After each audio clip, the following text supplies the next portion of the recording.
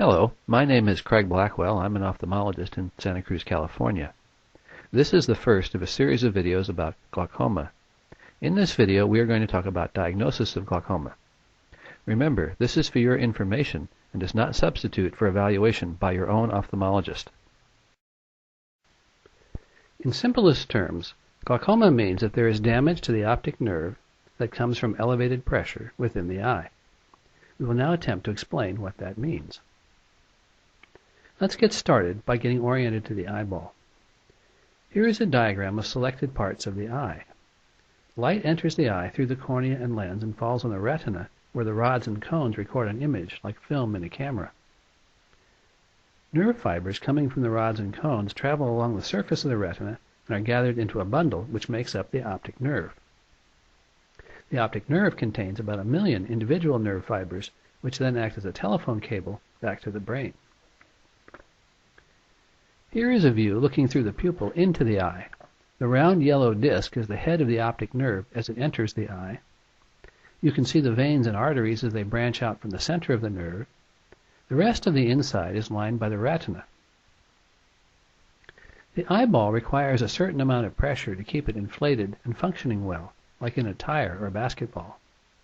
To maintain pressure, fluid is constantly pumped into the eye by the ciliary body located just behind the iris.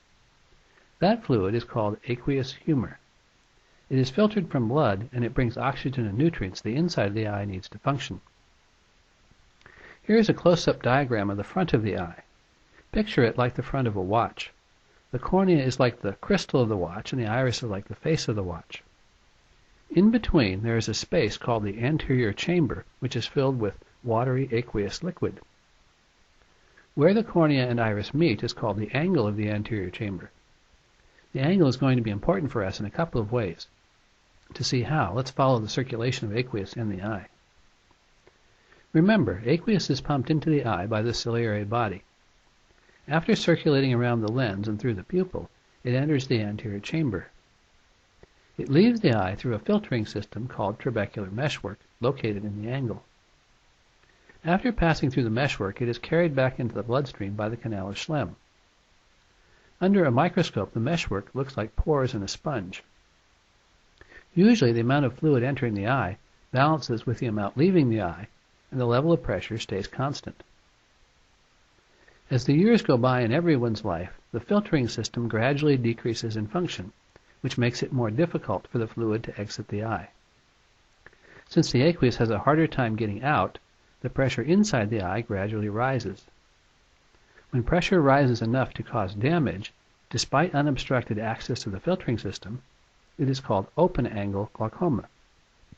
This accounts for about 90% of glaucoma. The other common type is called narrow angle. It is responsible for most of the remaining 10%. On the right side of this diagram is the open angle, with plenty of space for the aqueous to reach the meshwork. On the left side, you can see the iris is pushed forward, leaving only a narrow slit for aqueous fluid to reach the meshwork. If the iris moves any farther forward, it would block access to the meshwork. And if aqueous can't get to the meshwork, it can't get out of the eye, and pressure rises. This is what narrow angle glaucoma is, and it is covered in a separate video. Testing for glaucoma requires 3 basic things. 1 is measurement of pressure, 2 is evaluation of the health of the optic nerve, and 3, if pressure is elevated, is there a special reason why, like a narrow angle, or extra pigment, or exfoliation syndrome? Are there medications like prednisone causing an increase in pressure? An instrument that measures pressure is called a tonometer. Here is a Goldman tonometer in position in front of the eye about to measure pressure. After instilling anesthetic drops, the lighted blue tip is pressed gently against the cornea. The pressure reading is taken from the dial in the lower center of the picture. If you measure pressure in a lot of people, the average is 16, with a normal range up to about 20. There are 2 important things you need to understand about eye pressure. First is that eye pressure is quite variable. Even within a 24-hour period, it commonly varies 3 to 5 points. So at a single pressure check, you don't know if you are at the high end, low end, or middle of your range. Second, and very important, the amount of pressure it takes to do damage in a specific person varies widely. Some people have optic nerves that are particularly resistant. They can tolerate a pressure in the mid-20s without damage, while others have more fragile nerves that can have damage in the middle teens. One technical point. The pressure reading from the Goldmann tonometer is affected by corneal thickness.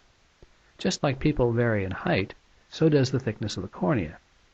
So we measure the thickness of the cornea using ultrasound with this instrument called a pachymeter.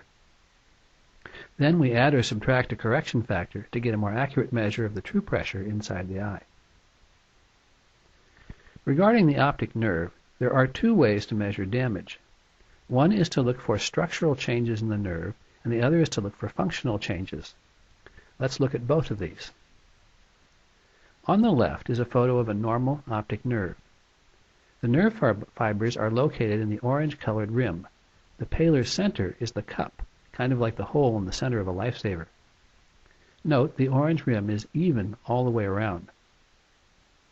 When there's damage, nerve fibers are lost and the rim gets thinner. This photo shows a nerve with a lot of rim tissue loss, representing fairly advanced damage. There are several instruments available to help measure changes in the optic nerve.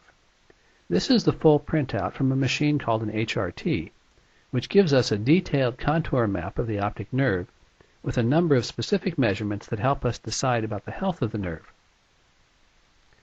Here is part of the HRT printout for the damaged nerve in the previous photo. On the left is a contour map. The blue-green is the rim, the red is the central cup. I have added the white arrows pointing to the thinned areas of the rim. On the right, the computer has divided the nerve into sections and compared each section to the normal range. The green checks mean within normal range, the yellow exclamation mark means borderline, and the red X's mean out of normal range.